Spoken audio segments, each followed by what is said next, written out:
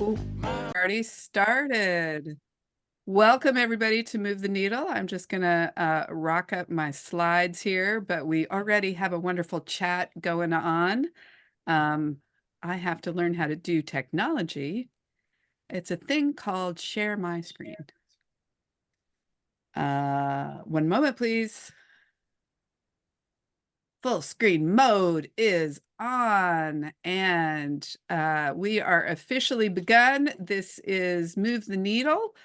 Tools for white women, femmes, and thems voting blue in red communities. And we are here Sunday nights, 8:30 p.m. Eastern, 5:30 p.m. Pacific.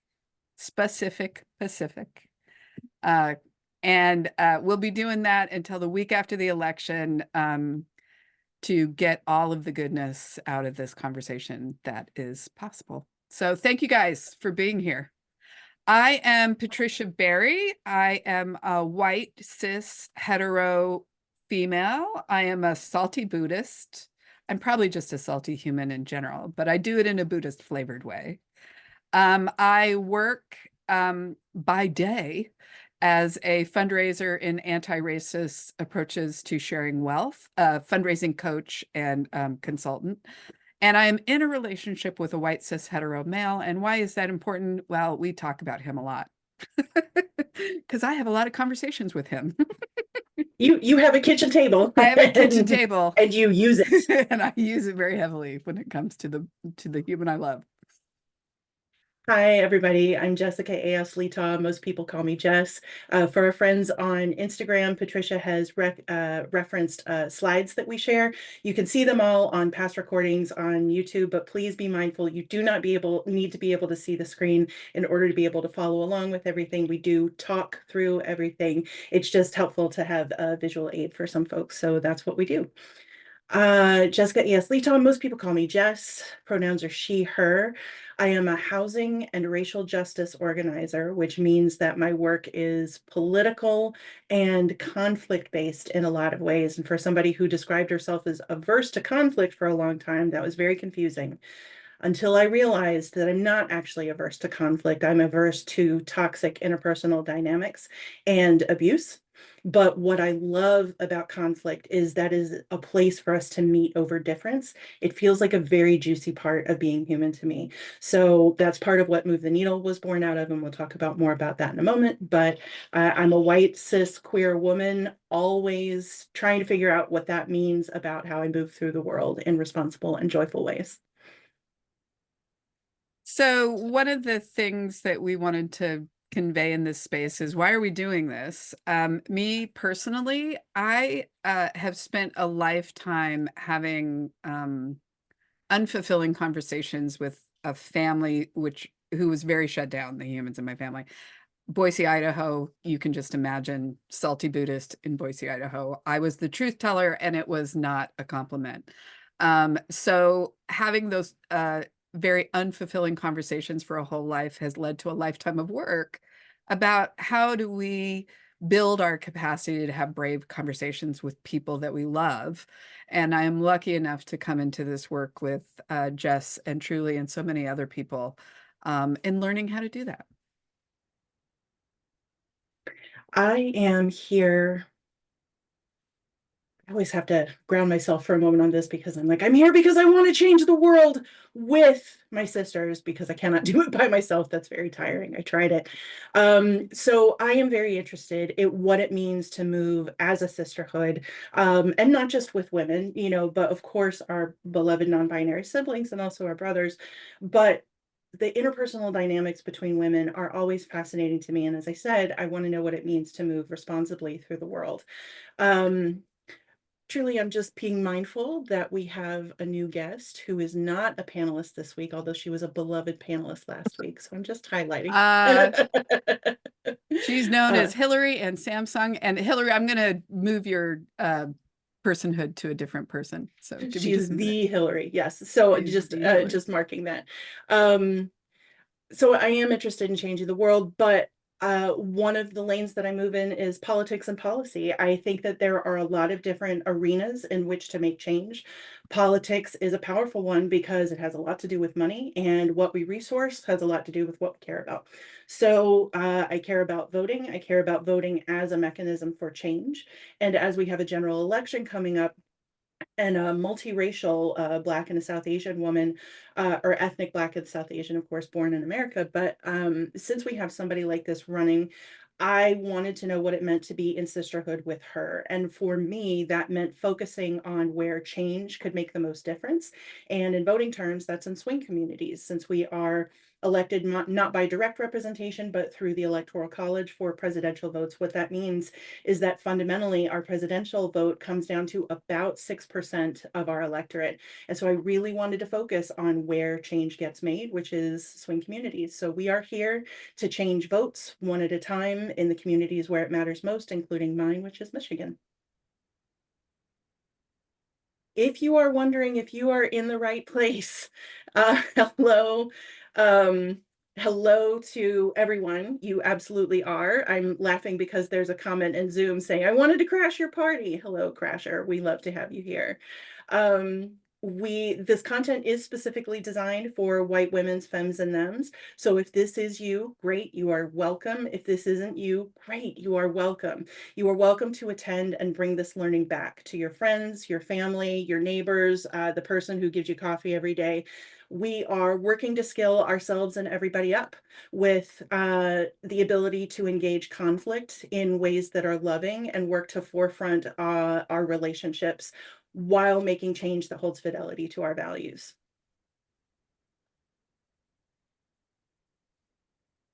Why white women? Because something I learned this year, white women are America's largest voting bloc. We are 39% of the electorate, heavily balanced towards the older end, women 50 and above, specifically women 64 and above. But in general, white women are America's largest voting bloc. And I think it's important to note that we are trending upwards in votes for Trump. Exit interviews in 2016 suggested that we went for Trump 47% in 2016. 4 years later, it was 53%. So we have to pay attention to that. And also, women are most likely to engage in the most effective change, which is in person-to-person conversations. You may have heard some news about the massive fundraising success of this campaign, especially once Biden stepped down and Kamala Harris stepped forward.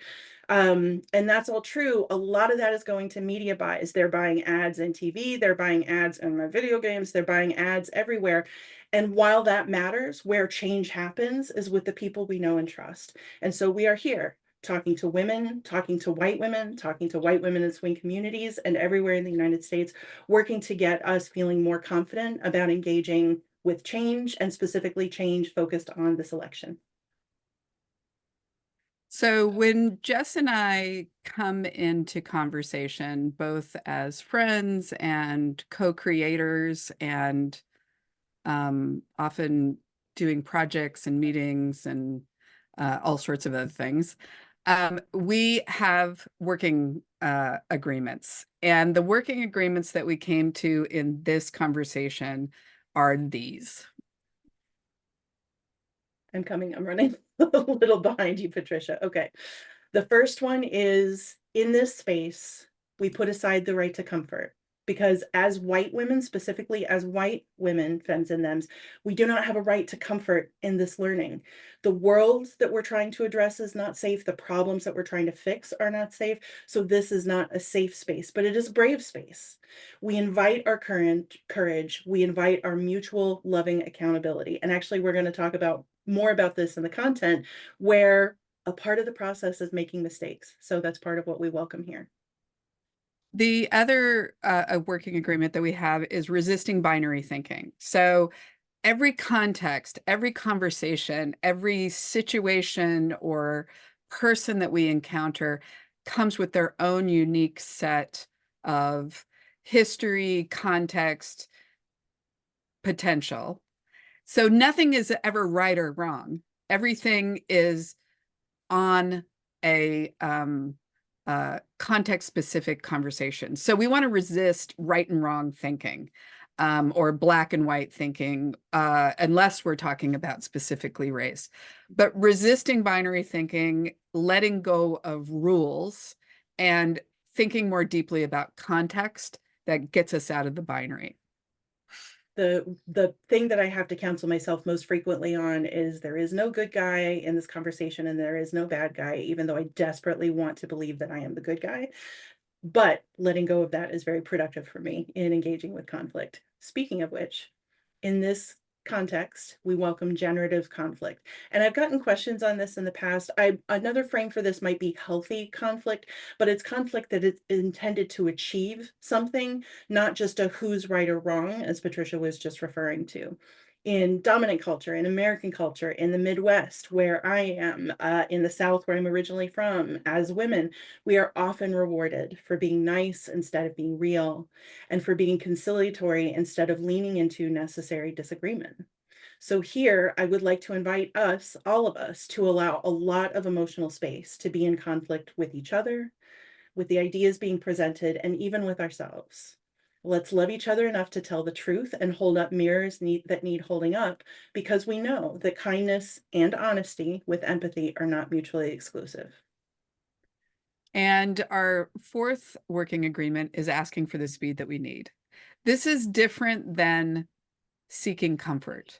It is about being reflective. And for me personally, it's about working a new muscle, which I have a tendency to be very quick verbal processor. And as I have learned to slow down, check in with my body, reflect rather than just wait to respond, I have become a better community member.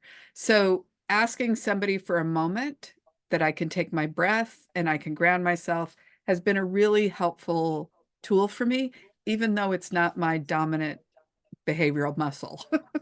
So asking for the speed that we need is part of our work as well. Hi, everybody. I am your chat facilitator today. I'm a mom, I'm a community member, and I'm someone who's deeply curious not only about systems of oppression and systems of power, but the people that make them, the people that allow them. And I'm not excluded from that people. So we all play a role in understanding it, learning more about it, and in making that change.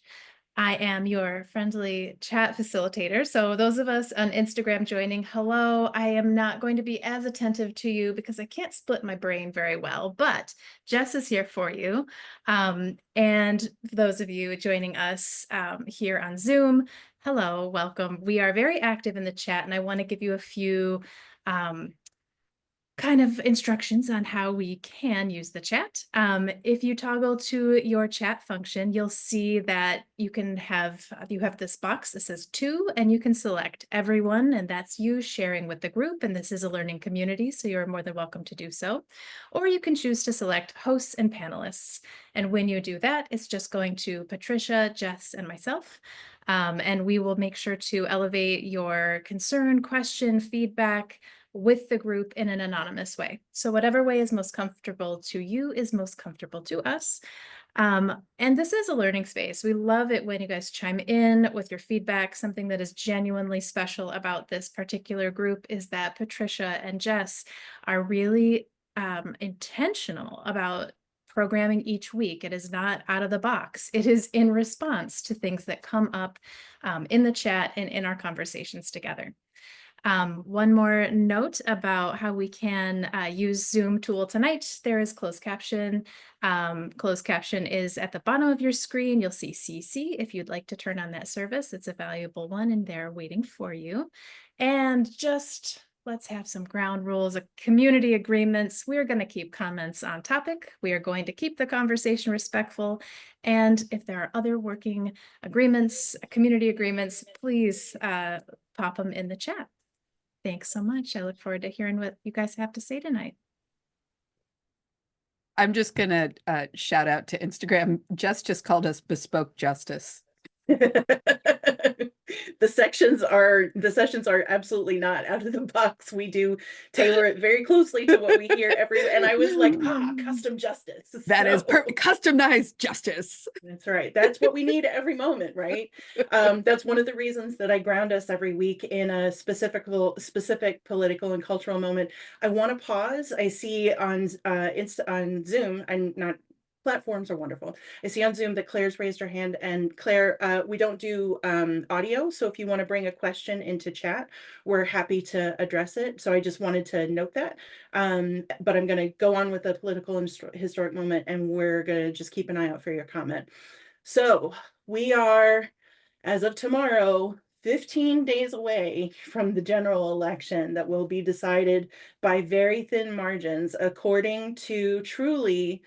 The margins are as slim as a kitten's whisker. And part of the reason I am bringing that phrase in is because I am using a lot of complicated strategies to manage anxiety right now. And for the most part, successfully for me, I am not feeling a lot of anxiety because I don't feel responsible for every single person, every single community, every single outcome. I feel like I am doing the best I can. And I am also somewhat specific in how I curate the news and information that I take in. I understand that data overload actually doesn't help it doesn't support any of my values, and it doesn't fix any of the problems that I care about. So one of the ways that I manage my anxiety is by knowing that when Truly talks, she's worth listening to, including when she makes me laugh. Because we are this close to the election, everything that we do matters, as much as it always has, but we've got fewer and fewer days, hours, and moments for our actions to matter. Your stories, every kitchen table conversation, every personal outreach you do is necessary every day and now. And finally, happy birthday, Vice President Harris. You are 60 today. We are hoping to give you a win for your belated birthday present, but just wanted to shout out a happy birthday to her. Woohoo! Say it's your birthday. So this has been a wonderful evolution of conversations that really have built a foundation that brings us to this moment.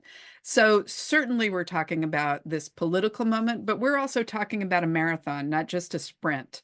So if you check us out on YouTube, if you missed any of our previous conversations or want to go back to them, we built the foundation talking about boundaries, creating boundaries in tough conversations, creating loving agreements, and how to do some deep listening, how our stories move the needle, which we're going to dig deeper into today. Politics at the barbecue. We have the lovely and sometimes complicated Uncle Clive, who is very conservative and have often, talked about what we're going to do when we sit down at Thanksgiving dinner or the next holiday, whatever it is, to talk about politics, potentially. Apathetic and protest voters, misogynoir, navigating comfort and safety. 2 parts. We could have done 20 parts. Oh my God. We got it done the second part 20 times. We could have done the second part 20 times. Yeah. So, I mean, if there's actually just one that you can go back and watch, navigating comfort and safety was one that really spoke to my heart about one of the things that makes it that I don't want to do this work is feeling unsafe. And really talking about that without shame was a very powerful and motivating conversation for me. So check us out on YouTube. The little QR code's up in the corner, but I'm sure Truly's going to do something cool in the chat that's going to make it happen for the Zoom people. And what are we talking about today, Jess? I'm so glad you asked, Patricia. Today, we get so corny sometimes, but I just love working with you. Like my heart gets bubbly and I'm like, yay. Yes, today we are talking about storytelling again. We touched on storytelling really early on in our conversation series because we felt like along with deep listening, radical listening, and working agreements with our friends and family, which feels super awkward to set up the first times that you do it. And the more practice that you have at this point, I've been doing loving agreements and working agreements for almost a decade. I feel super weird. Depending on the conversation, sometimes I'm out to coffee with somebody for the first time and we're having a deep conversation. I'm like, how do I know what we can do? I don't have a working agreement with you. So all of that to say, storytelling got packaged in with a few other topics, but all of us were hungry to dig in more to that. And especially when it comes to storytelling as a tool of change and a tool of persuasion, which is not a phrase that I love, but we're going to use it sometimes. Digging in specifically more to what that means and what that looks like felt like something useful and timely for this moment. Could I talk about it? Maybe another word for persuasion would be compassion. Yes. I thought you were going to say compulsion, which was worse. Yes, compassion sounds great. Am I a Buddhist or am I a fascist? No, compassion was what I was looking for. So this one, we wanted to talk a little bit about why storytelling is such a superpower. And when Patricia was referring to, if you watch any episode, watch the ones on comfort and safety, we did two parts. The first one was touching on why, as white women, distinguishing between what is comfortable and uncomfortable in a political topic versus what is safe and unsafe can be complicated for us with the different identities that we hold, and not just with race and not just with gender, also with power, also with class, also with family ranking. These show up in a lot of different ways. The second one that we did was on somatics, basically how do comfort and safety and discomfort and unsafety show up in our bodies. That was a tremendous conversation. And our guest speaker, Hillary Baldwin Stellar, noted that the way that we move together, the way that we make change is through connection, and the way that we establish connection is through stories. And so coming back to that felt important and urgent. It gets us out of lecture mode and into connection mode. Sometimes Democrats, with all love and kindness, we can be jerks. We can be condescending. We have done the reading, we have attended the book club, we know the statistics, and we really want you to have the information that we have. And while that's not irrelevant, it is not super compelling. I'm going to come back to Uncle Clive, who, by the way, it's important to note, is not a real person. But all of us have complicated family members. And rather than talking about somebody specific and then sort of indicting that relationship and putting a lot of pressure on it, we invented Uncle Clive, who apparently likes potato salad a lot and loves to nail us at the barbecue with really awkward conversations. So we let Uncle Clive stand in for difficult and complicated conversations. And Uncle Clive doesn't want to talk about the statistics of, what's happening with rural people of color. And he doesn't want to talk about what class immobility means and doesn't mean. What he wants to talk about is his sister, your mom. What he wants to talk about are the folks that he knows in the places where he works. What he wants to talk about is the community. And that's really valid. And so understanding how we can draw on our stories rather than our lectures is really, really powerful. They move the needle. That is, sorry, I'm just making sure that I'm paying attention to all the things that I want to say. We also love storytelling because it is a strategy that disrupts what we're in, which is a white privileging culture. A primary function of white privileging culture, it's the thing I say all the time and I still stumble on it all the time, is disconnection. We disconnect people from ourselves, we disconnect people from each other, we disconnect us from our environments. And another primary function of white privileging culture is to assign differential value, hierarchy to people and groups of people. Deep listening and sharing authentic stories subverts both of those norms, in part because white privileging culture trains us to listen in a very specific way. We get ready to prove our credibility and authority, where deep listening reduces or removes that hierarchy and that sense of competition between speaker and listener, and puts us in that sense of deep connection more on equal footing. All right. Is this where we're going to come into space together? Yes. All right. Hold on 1 second. I'm doing a technical thing, and goodness knows I need a little moment to do that thing. All right, we're gonna stop sharing slides right now because we want to actually tell stories, and hopefully by connecting with you fully outside of slide mode, we can do that as effectively as possible. So a couple of ground rules as we get into this. Tell an I story. One of the biggest challenges, me 100%, and also my beloved, is telling stories about somebody else that I read about, heard about, a friend of mine. This guy, this thing happened, and it's not our stories. Using the I gets us out of lecture mode. So make sure that the stories that we tell, particularly when we're doing political, tough conversations with people we love, stick to your personal experience and your I. Vulnerability is really a strength in this. I cannot tell, and I'm a fundraiser. I've been a fundraiser for 35 years. And I will start a fundraising conversation with, this is really uncomfortable for me, but I want to talk to you about your next gift. I know you've been going through whatever the time is, or maybe I'm a new friend. And hands down, being a human in any space that's a difficult conversation will allow you to connect with a person, even if you're on very different sides. Mistakes are fine. Loving critiques are welcome. Knowing your audience is also good. I'm sure you all have examples of maybe I didn't know who I was talking to in that exact moment. And, you know, curiosity over conclusions. There's a wonderful statistic that I often reference. People remember 80% of what they say to you and only 20% of what you say to them. So it's the questions that drive this. So if you can be curious about, tell me a little bit more about that. And when did that happen? And what do you think that has to do with the election? That kind of stuff, when the things come out of your mouth, and I say this from an I statement, goodness knows, that sometimes I'll say things and it comes out of my mouth because somebody asked me a question. I'm like, holy crow, that is not the wisest thing I've ever said. And I didn't ever say it out loud. So I didn't know what it smelled like till it came out of my mouth. So curiosity, remember, if you can ask really wonderful questions and get people into that self-reflective mode, you can often change their mind because they're changing their own mind. They're seeing themselves.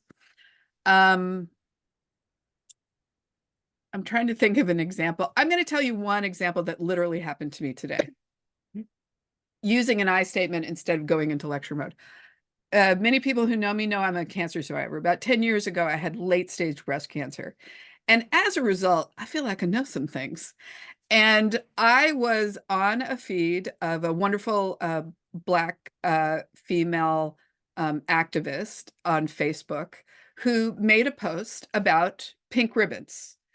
And I was going to make some comments that were lecture driven.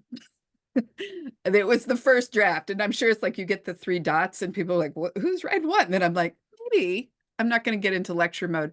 Maybe I'm going to remember the guidelines that we have here about, I'm going to tell my story about why I had an issue with the pink ribbon, which I could talk about, but that would take forever. I'm just saying that it was a much more powerful and I believe compassionate response rather than me saying, the pink ribbons are really troubling and problematic, and here's the reasons why. But saying, I have a problem with pink ribbons. This is what I discovered, and this is how it made me feel. So that is kind of like a little prequel to the sequel. But without further ado, let's dive into storytelling. Jess, I'm going to turn it over to you. I realized I was rambling, so y'all, thanks for taking the ride with me.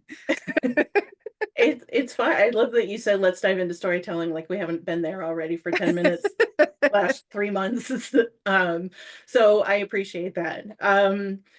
Where I wanted to focus the rest of our conversation is on storytelling specifically within a political context. And I'm going to offer a structure that many campaigns use. It's an adaptation of one that Patricia and I have talked about and worked with for a long time, called The Public Narrative by Marshall Gantz. We may be dropping in some links to that potentially in follow-up email, though I'm not 100% certain. But we decided that we wanted to go with more of this. It's a little bit simplified and also in my opinion, a little bit clearer in what it's asking for.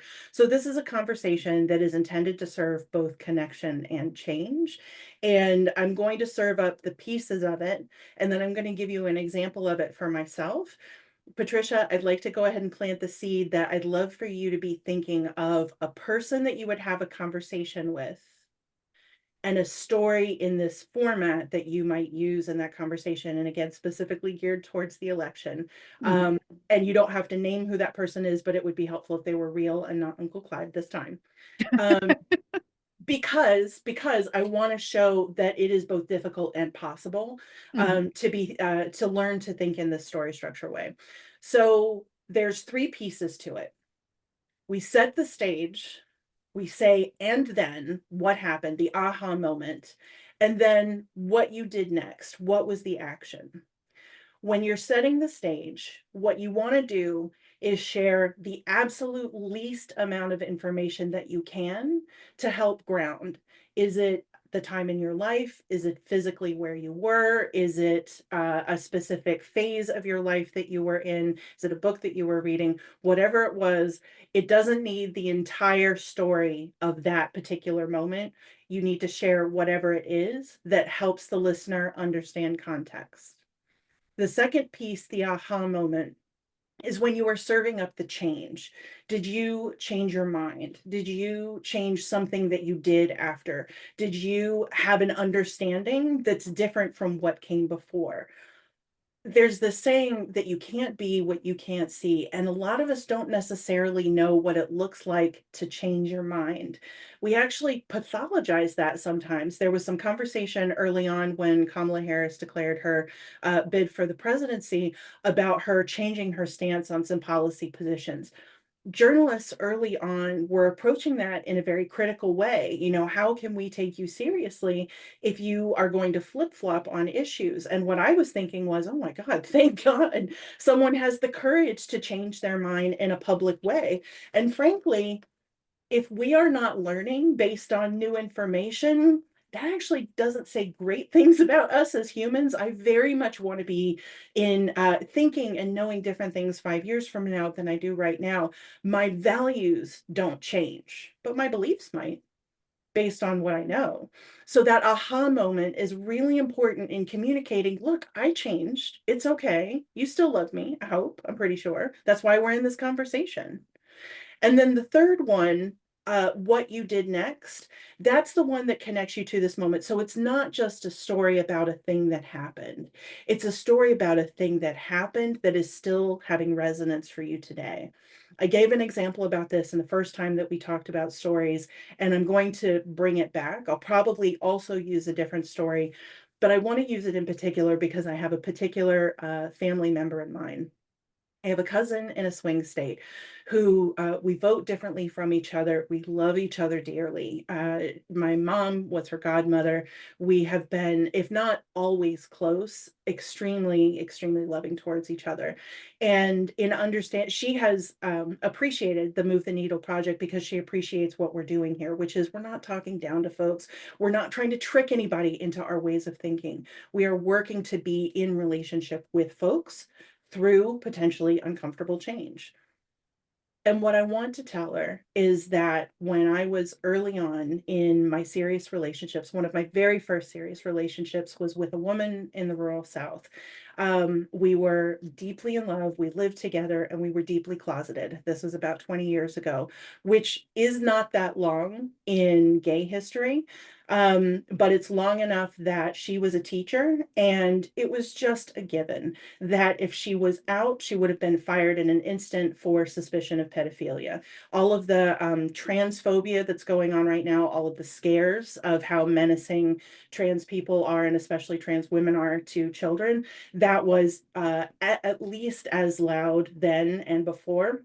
With gay folks, it was just assumed that if you were gay, you were a pedophile. So we're deeply closeted. And unfortunately, that was a very challenging relationship. For me at that time, it was a toxic one. And I sought help. I was looking for ways to get out.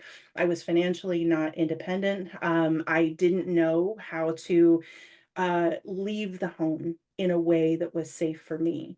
And what I realized when I tried is that the service workers with more and less sensitivity said, we have no resources for you. Because your partner is a woman, you do not have refuge in a domestic violence shelter. You cannot get resources. You cannot get staffed with a caseworker. Even if you show up to a shelter, you can be not homeless, but you will not be supported. There are no funds for you. There's no social work. There's no therapy for you. There's nothing for you here. At that point, I'd voted, I think, in one, maybe two presidential elections, but I didn't understand what a difference the Secretary of State made, the Department of Health and Human Services. I did not understand that there were down ballot races that had such material impact on my life. And even though in my day-to-day life, I knew that homophobia was there and very loud, I did not understand at that point the extent to which it was so embedded and permeated into our laws and into our policy. And let me tell you what, that there were other things too, but that got me into paying attention to more down ballot resources. And it also meant that when I was able to leave that relationship and that home and I moved, the very top criteria for me was, is it a gay friendly city? Are there resources there? If I get in trouble again, are there resources there that I'm going to be able to lean on? And what I'd love to ask my cousin is, I understand that you have fidelity to this party, and I understand that you have a lot of good reasons why. I understand that a lot of our family vote the same way you do. And a lot of that has to do because of our family's faith tradition. But I know how much you care about me.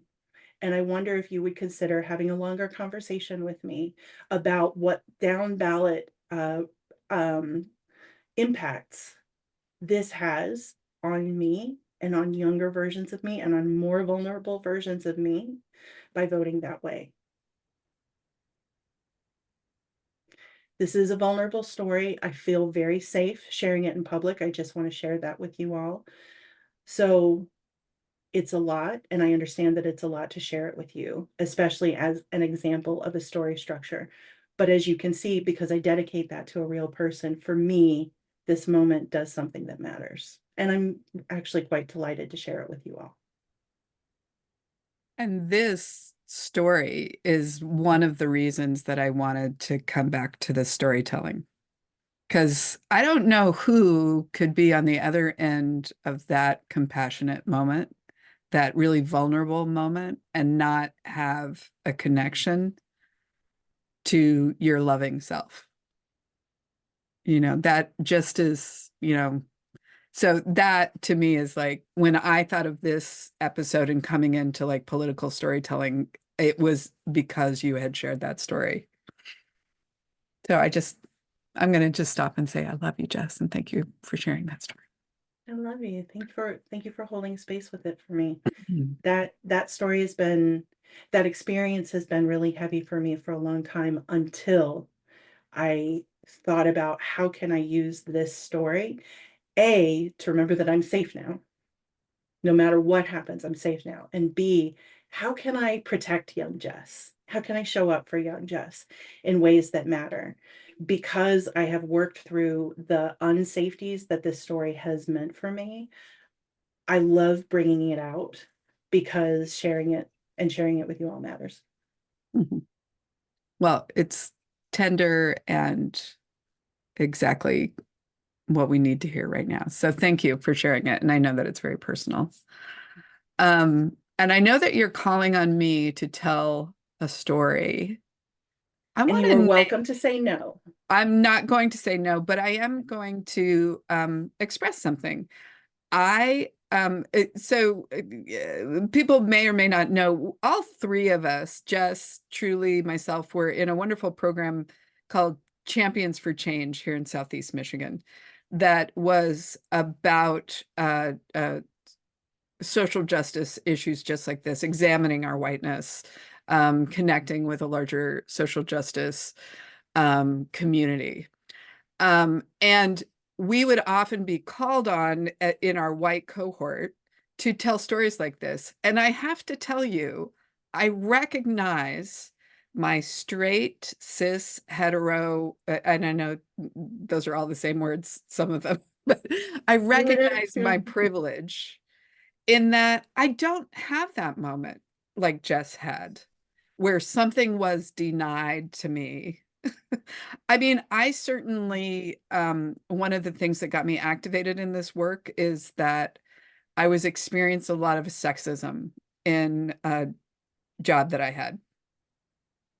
And as a New Yorker, I lived in, I grew up in Idaho, and then I was in New York for 25 years, and New York was perfect for me. Everybody was in your face. If they, wanted to call you a bitch, they called you a bitch to your face. And I was like, great, that's some information. I'm going to work around you. We're going to just keep going. It was like never an issue. And then I kind of came back out to America, and there was a lot of sexism. But I have never had a moment where I have actively leaned into changing somebody's political mind. Mine has a tendency to be more on social issues. That may lead to voting, but is it really, based in, the one story that came to mind, you were like, let's talk politics. And I'm like, privileged, white, straight lady. I don't have really a lot of political stories. I have a conservative brother who is beloved by me and has voted Republican, but not for Trump. So good on you. But we would have these conversations. And one of the conversations that we had was around the Monica Lewinsky issue. That, and I was right in there when the Monica Lewinsky Bill Clinton scandal hit, making the jokes and laughing at the jokes around Monica Lewinsky until my mind started to change. And I started to realize there was an entirely other side of the story about power and privilege. And I'm doing this as a critique of a Democratic president who was pretty good for the country in a lot of ways, but kind of a douche. So that was a mind change for me. And it was through conversation with my brother who was laughing at Monica Lewinsky. And I was having a lot of feelings about, let me tell you about my experience of experiencing sexism in my professional experience, that people were keeping me from doing what I was really good at doing just because they didn't like me. That they felt like I was a little too forward and I was kind of a bossy chick. And in the Midwest, directness, which is, I'm very direct, is mistaken for being rude when all I did was say the thing. I used the words. We talked about that the emperor has no clothes. I don't understand why that's an issue. He's naked. And I would get a lot of backlash at work. And I put myself in the story for my brother around how that made me feel and what the impact was on me, because I was becoming a joke. So that aha moment deepened my understanding of how the narrative often is debilitating to women, and that's what we laugh at. So like another friend, and unfortunately it's on Facebook, so apparently I'm a prisoner of Facebook, posted a wonderful and generous meme, or whatever it was, a placard about ladies be safe.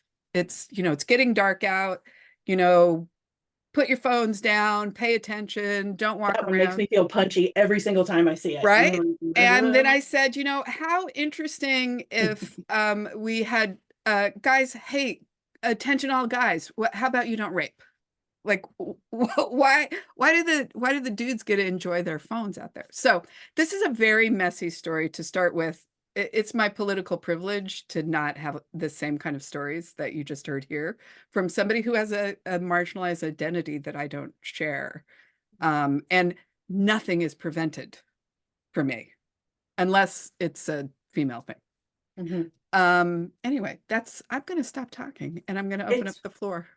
Truly, I think, had something she wanted to bring in. Truly, bring it up. Thanks. So something that's coming up in the chat for our Instagram folks is people really sharing their why, like what's bringing you to the conversation in the first place. And I think that is the strongest place to start a story. So if you are wondering, like, what is it that is my Specific example, the more the universal or the more specific, the more universal the application, the more you can connect with people. So what's bringing you there in the first place? What are you fighting for? That's probably where your story is. So I appreciate everyone sharing in the chat to hosts and panelists and sharing with one another, but really think about it for yourself. What are you fighting for? I stand here fighting as a parent. I stand here fighting as a parent of a non-binary kid. So are my actions criminal? No. Should anyone's identity be up for grabs? Absolutely not. I know solidly why I fight, and it helps me stay in conversation even when it's hard. And I know you all have that too. So pop it in the chat. What is your why? Why are you here? What makes you fight? That's terrific, truly. Thank you so much. It's a great place to start. I mean, if you're like me and can't off the top of your head think of like a story that was really like change making, whether it's a moment you experienced or whether a moment that you were a part of, yeah, just start with your why. And for a lot of us, including myself, voting is a way of protecting people we care about, of supporting people we care about. And I think there are folks, as I mentioned before, policy and politics are my lane. But I think for a lot of folks, politics and voting, it's not that. It's the thing that we do every few years. It's like brushing your teeth, right? Like I'm a civic, I have good civic health. I show up and I vote. I think naming where you are with that, I realized that there was some stuff going on with housing in my community, and it turns out that the president doesn't have anything to do with that, that's my city council. And so I need to figure out how people run for city council and how do I know who to vote for.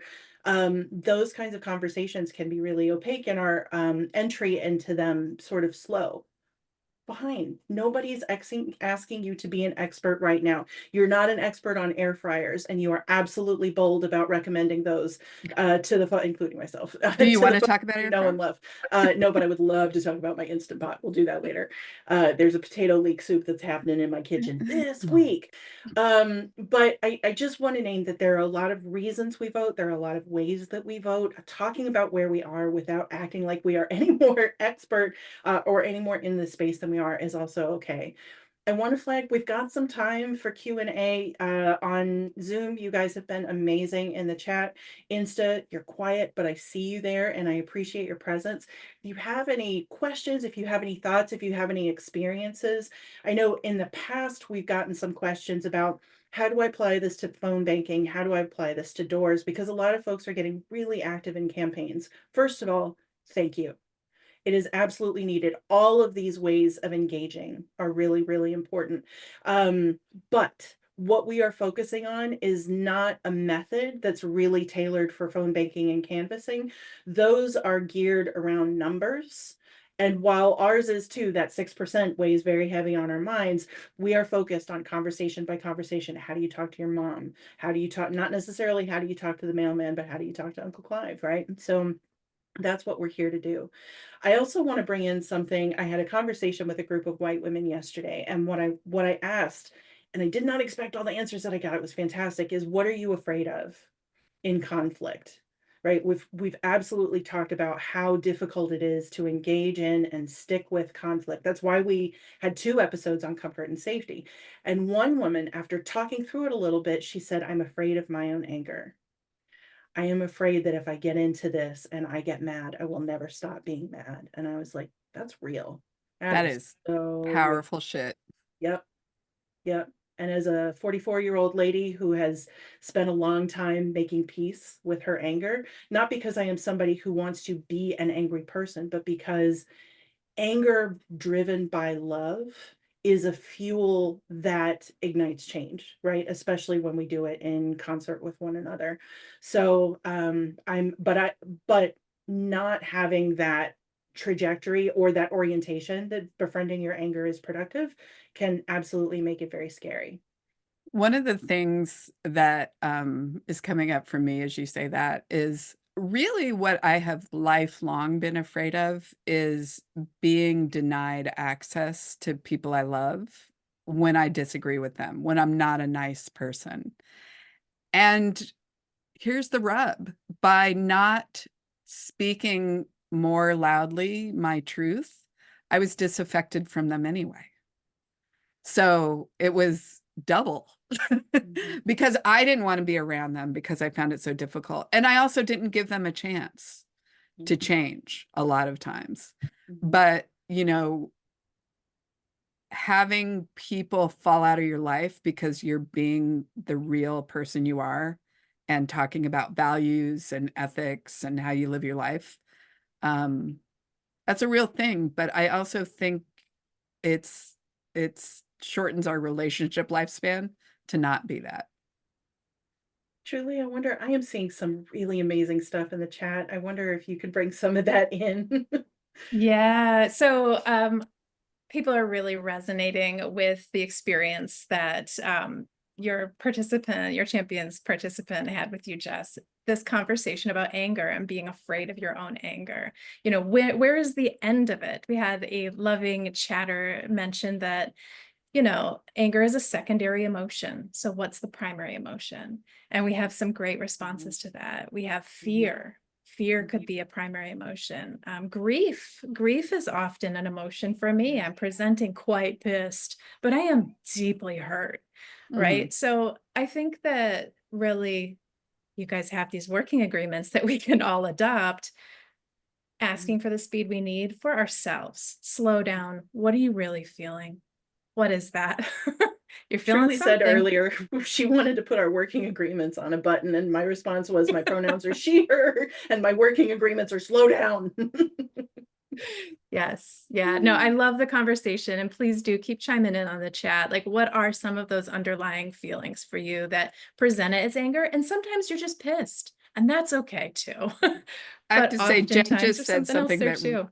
that really resonated with me is fear of crying. When I'm happy, That's when so I am real. in any Mad emotional crying is conversation, so I frustrating. cry. Mhm. My college, what do they call them? It's your person who, the professor who sends you through all your classes and stuff. I would be in tears in her office constantly because I was scared. And when I'm angry in a professional situation, I cry. So that wanting to not get into that conversation because I'm going to cry. And now at this late date, once I've hit the fuck you 50s, I'm like, so I cry. Mhm. I All also think right. it's like when we share our tears in that way, it's something I try to do, and I'm not perfect at it. Plant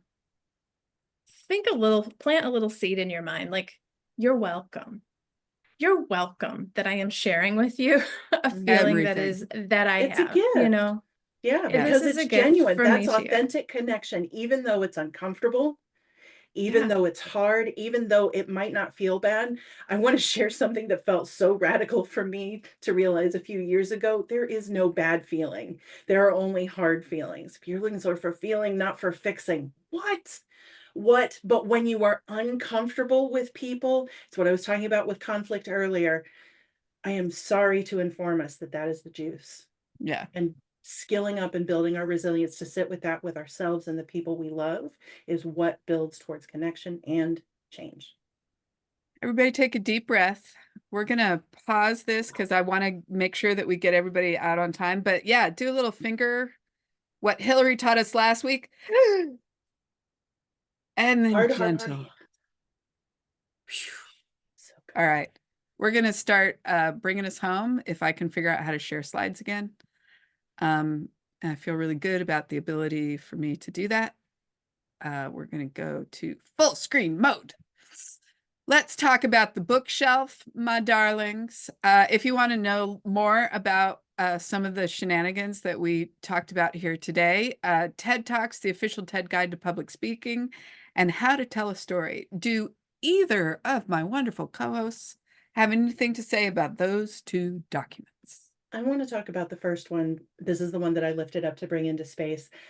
I love this book. While it specifically talks about public speaking, what this book is actually about is the mechanics of sharing an idea, not just sharing in a story, but sharing an idea.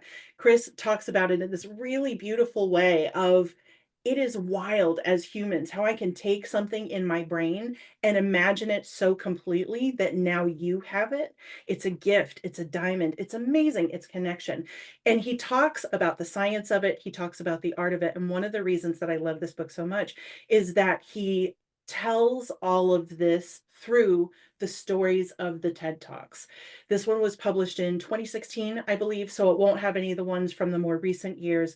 But in talking about the value of humor, the value of pausing, the value of body language, the value of language, he works through the examples of deeply compelling talks. And so I love this as a science textbook, also story picture coloring book of what it means to share ideas between folks. Beautiful. I can speak to how to tell a story. That one was my jam. And for those of you joining us on Instagram and Zoom, I've put it in the chat, tinyurl.com/move the needle books. This is a list to all the books we recommend on this series, including these two tonight. And if you do not have, if you're like, I do not have capacity to read a book, the author of the TED Talks book has a great article. It sums it up for you, some tips and tricks in about, it's like a 5-minute read or so. It's a good one though. A lot of the same principles. The How to Tell a Story, if those of you fellow Moth fans, the Moth Storytelling Hour on NPR, they have live events, a lot of fun, and they train people in the art of storytelling. And this book in particular is not just about how to deliver from a presentational standpoint on a stage, but interpersonally, job interviews, all kinds of things. So it can be, something nice to add to your professional roster as well. And the work that we're doing here on learning about storytelling, I use it in every aspect of my life. And that I think is so true. A lot of everything that we're talking about in this entire series, like it makes me a better human who works more effectively in the world on all sorts of things. Telling stories is a big one. So thank you both for sharing those. Truly, can I ask you to repeat for Instagram the names of the books and the website of our bookshelf, and I'll copy that in as well. Yeah, absolutely. So the names of the books we've got, oh, it's so small on my screen. TED Talks, the official TED Guide to Public Speaking by Chris Anderson, who is the host of TED, and How to Tell a Story. This is an instruction guide from The Moth, which is the storytelling hour on NPR. And the link that it's going to be at is tinyurl.com/move the needle books.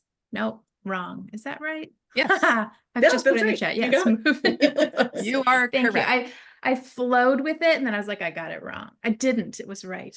Well done, Truly. Needle books. Thank you. Yeah. All right.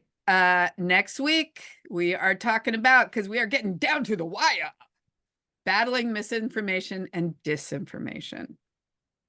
We want to It's make gonna be sure awesome. that we have every possible tool when we are sitting down to these kitchen table conversations and somebody quotes the Heritage Foundation at you 6 times. We want to make sure that you have the ability to do some light on the ground fact checking. Uncle Clive, could you talk a little bit more about where you got that information? And finally, the biggest thing that you can do to support is just being here. We are so grateful to all of you for being here in these conversations and hopefully bringing what you're learning out into your relationships and the campaign work that you are doing with the folks that you care most about. If you would like to support us financially, we wanted to make that possible. You can find us on Zelle at Patricia-Berry- on Venmo at Patricia-Berry, BERRY-38. If you find a salty Buddhist with beautiful hair, you have found the right Patricia Berry. You can find us on Zelle. I'll drop the link in for that, and on Cash App as well. All of this is always going to be free, but if you would like to support us, we are grateful. All of this is volunteer. All of this is labor that we felt that as white women we owed to the campaign. But if you'd like to support us, not donation, not tax-free, we are in no way associated with political campaigns, but we're grateful for everything. And that brings us to a big thank you. Thank you. At 9:30, I'm feeling kind of like a boss. So this is Move the Needle. You can reach us on email at movetheneedle2024 at patricia-berry, berry.com. And you can find us here Sundays, 8:30 p.m. Eastern, 5:30 p.m. Pacific on Zoom and Instagram. You know you want to. Jess, do you have an exiting song for us? I do, actually. Let me bring Thank you that up. all for showing up. I have loved this conversation, and we'll see you next week. But stay here to dance party with us.